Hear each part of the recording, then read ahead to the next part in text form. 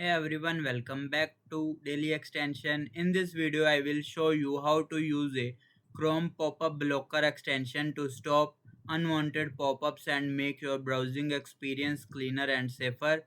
So let's get started. Firstly, open Google Chrome, then visit Chrome Web Store, and in the search bar, you can search for Popup Blocker for Chrome.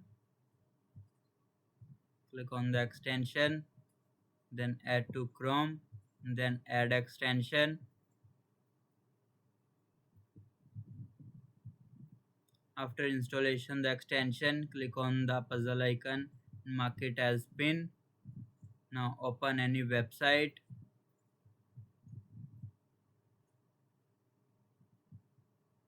Like I'm opening this website.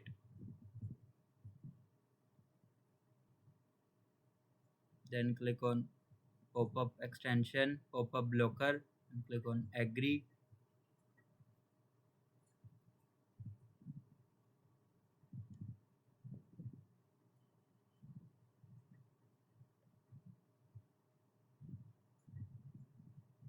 On the extension, here you will see zero distraction blocked on this website. You can visit another website.